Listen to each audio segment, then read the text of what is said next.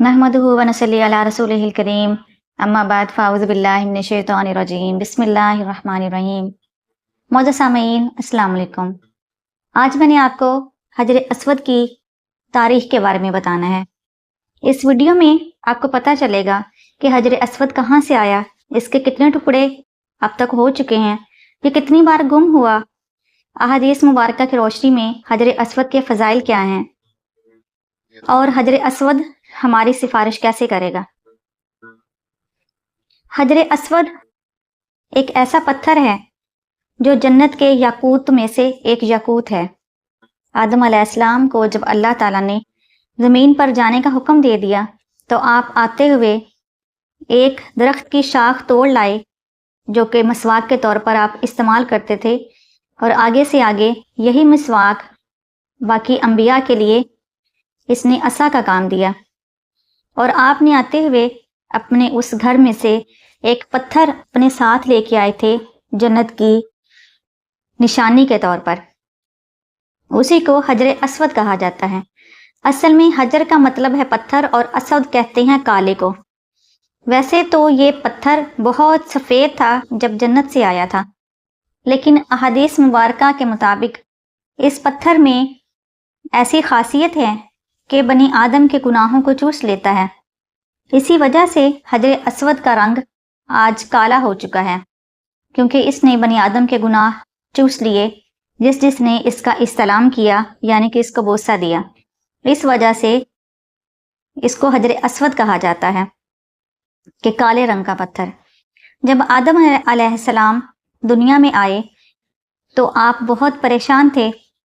जहां अब खाना काबा है, इसी जगह पर बिल्कुल इसके ऊपर अल्लाह ताला ने आसमानों पर भी अर्श के करीब एक खाना काबा बनाया हुआ है जिसको बैते मामूर कहा जाता है। फरिश्ते बैते मामूर का तवाफ करते हैं और अर्श का भी तवाफ करते हैं, और जब अल्लाह ताला हुक्म देता है तो फरिश्ते ज़मीन पर आके खाना काबा का भी तवाफ करते हैं। जब आदम अलैहिस्सलाम को परेशान देखा तो अल्लाह ताला ने बैते मामूर को कुछ दिन के लिए खाना काबा की जगह पर ज़मीन पर उतार दिया, और अल्लाह ताला ने कहा, ऐ मेरे आदम, जैसे बैते मामूर की अर्शों पर आप इबादत करते थे, इसका तवाफ़ करते थे, ऐसे ही तवाफ़ कीजिए। तो बैते मामूर का तवाफ़ हज़रत आदम अलैहिस्सलाम करने लग गए। उसके बाद अल्लाह ताला बैते मामूर को वापस ले गए और फरिश्तों से कहा कि आप आदम अलैहिस्सलाम से मिलकर खाना काबा तामीर कीजिए, और खाना काबा जिस जगह अब मौजूद है वहाँ पर तामीर कर दिया गया। फरिश्तों ने यह खाना काबा तामीर किया और आदम अलैहिस्सलाम ने इस घर की इबादत शुरू कर दी, और आपकी औलाद इसकी इबादत करती रही। जब ये फरिश्ते बना रहे थे खाना काबा, उस वक्त हजर अस्वद इसकी एक दीवार में नस्ब कर दिया गया था, ताकि निशानी रहे कि आगाज इधर से होगा और इधर से लोग तवाफ शुरू करेंगे और फिर उधर ही आके मुकम्मल होगा। इस निशानदेही के लिए एक खास अलग से पत्थर लगाया गया, वही हजर अस्वद है। जब तूफान नूह आया तो अल्लाह ताला ने खाना काबा को भी ऊपर उठा लिया, और जो हजर अस्वद था इसको खाना काबा के करीब एक पहाड़ था, कोहे अबू कबैस जिसको कहा जाता है, वहाँ पर उस पहाड़ के अंदर इसको महफूज कर लिया गया। तूफान नूह के बाद इब्राहीम अलैहिस्सलाम तक दुनिया में खाना काबा मौजूद नहीं था। जब अल्लाह ताला ने इब्राहीम अलैहिस्सलाम को हज़रत इस्माईल अलैहिस्सलाम दे दिए तो फिर अल्लाह ताला ने इब्राहीम अलैहिस्सलाम से कहा कि आप अपने बेटे के साथ मिलकर खाना काबा को तामीर कीजिए। हज़रत हसन रज़ियल्लाहु तआला अन्हु से रवायत है, वो कहते हैं हज़रत अब्बास रज़ियल्लाहु तआला अन्हु बताया करते थे कि हज़रत इब्राहीम अलैहिस्सलाम ने अल्लाह ताला से कहा, या अल्लाह, तू मुझे बता दे कि खाना काबा मैंने किस जगह बनाना है, मुझे निशानदेही कर दीजिए, फिर मैं वहाँ पे आपका हुक्म पूरा कर दूंगा, खाना काबा तामीर कर दूंगा। तो एक बादल शाम से चला इब्राहीम अलैहिस्सलाम के साथ साथ और खाना काबा की जगह पर आकर रुक गया, और अल्लाह ताला ने कहा, ऐ मेरे खलील, जितनी जगह पर बादल का साया है आप लाइन लगा लें और उसी जगह पर खाना काबा तामीर करना है। तो यूं बादल ने حضرت ابراہیم علیہ السلام کی رہنمائی کی اور خانہ کعبہ کی نشاندہی ہو گئی اور حضرت ابراہیم علیہ السلام نے خانہ کعبہ تعمیر شروع کر دی۔ خانہ کعبہ تعمیر کرتے آپ نے حضرت اسماعیل علیہ السلام سے کہا جائیے جا کے کوئی خوبصورت سا پتھر لے کے آئیں جو میں اس کی ایک دیوار پر لگاؤں گا، جس سے لوگ طواف شروع کریں گے اور لوگوں کو اندازہ ہو جائے گا کہ اس پتھر سے ہم نے طواف شروع کیا تھا اور ادھر آ کے ہمارا طواف مکمل ہو گیا ہے۔ حضرت اسماعیل علیہ السلام پتھر ڈھونڈ رہے تھے، جب آپ واپس پتھر لے کے آئے تو حضرت ابراہیم علیہ السلام ایک نہایت خوبصورت پتھر لگا چکے تھے۔ حضرت اسماعیل علیہ السلام نے کہا ابا جان یہ پتھر کہاں سے آیا؟ تو ابراہیم علیہ السلام کہنے لگے اے میرے بیٹے، یہ پتھر جبرائیل علیہ السلام میرے پاس لے کے آئے ہیں، جو کہ کوہ ابو قبیس میں امانتاً رکھ دیا گیا تھا، اور آج وقت آیا ہے کہ دوبارہ حجر اسود خانہ کعبہ کی دیوار کے اندر نصب ہو جائے گا۔ حجر اسود اب تک 6 بار چوری ہو چکا ہے۔ ابراہیم علیہ السلام کے بعد ابو جرہم قبیلہ تھا جس کو قریشیوں نے اس کی کچھ کاموں کی وجہ سے جلا وطن کر دیا تھا۔ یہ قبیلہ جاتے جاتے اس نے حجر اسود کو خانہ کعبہ کی دیوار سے نکالا اور زمزم کے کنویں میں گرا کر اوپر سے کنواں بند کر دیا۔ جب زمزم کا کنواں کھودا گیا تو اس میں سے حجر اسود بھی نکال دیا گیا۔ اس کے بعد حضرت عبداللہ بن زبیر رضی اللہ تعالیٰ عنہ، ان کو حجاج بن یوسف نے قید کر لیا تھا۔ انہوں نے اپنے بچاؤ کے لیے خانہ کعبہ میں پناہ لی۔ جب خانہ کعبہ میں پناہ لی تو حجاج بن یوسف کے فوجیوں نے خانہ کعبہ پر منجنیق کے ساتھ پتھر گرائے اور خانہ کعبہ کو آگ لگا دی۔ اس دوران حجر اسود کے 3 ٹکڑے ہو گئے۔ حجاج بن یوسف نے خانہ کعبہ کا دروازہ بھی اکھاڑ دیا۔ ایک شخص تھا جس کا نام ابو طاہر تھا۔ ابو طاہر جو ہے وہ ویسے تو مسلمان خود کو کہتا تھا، لیکن اس کے نظریات اور عقائد اسلام سے بہت دور تھے۔ اس شخص نے اپنے علاقے میں ایک عبادت گاہ بنائی تھی جس کا نام دار الحجرہ رکھا تھا۔ یہ بحرین میں تھا۔ ابو طاہر نے سوچا کہ میں دار الحجرہ میں حجر اسود لے کر آؤں گا اور سب لوگ دار الحجرہ میں آ کر ہی حج کیا کریں گے اور یوں خانہ کعبہ کو لوگ چھوڑ دیں گے۔ حجر اسود کو لے کر اس نے وہاں سے نکالا، ایک اونٹنی کے اوپر رکھا اور وہاں سے چل پڑا۔ یہی ابو طاہر تھا جس نے خانہ کعبہ کی توہین کی، کعبہ کا غلاف پھاڑا اور اس کا غلاف اپنے ساتھیوں میں اس کے ٹکڑے تقسیم کر دیے۔ اس نے مکہ کے لوگوں کا قتل عام کیا، بہت سارے لوگوں کو شہید کر کے زمزم کے کنویں میں پھینک دیا۔ اس نے حجر اسود کی جگہ کو خالی چھوڑ دیا اور حجر اسود کو اٹھا کے لے گیا۔ کہا جاتا ہے کہ جس اونٹنی کے اوپر وہ رکھا تھا حجر اسود کو بحرین جانے کے لیے، وہ اونٹنی رستے میں مر گئی، تو اس نے ایک نیا اونٹ لے آیا اور اس کے اوپر حجر اسود کو رکھا اور پھر سفر پر روانہ ہو گئے۔ کہا جاتا ہے کہ بحرین پہنچنے تک، مکہ سے بحرین تک 40 اونٹ مرے، جس کے اوپر حجر اسود رکھا ہوتا تھا وہ اونٹ مر جاتا تھا۔ ابو طاہر کے پاس حجر اسود 22 سال رہا اور 22 سال کے بعد ابو طاہر چیچک کے بیماری کی وجہ سے مر گیا۔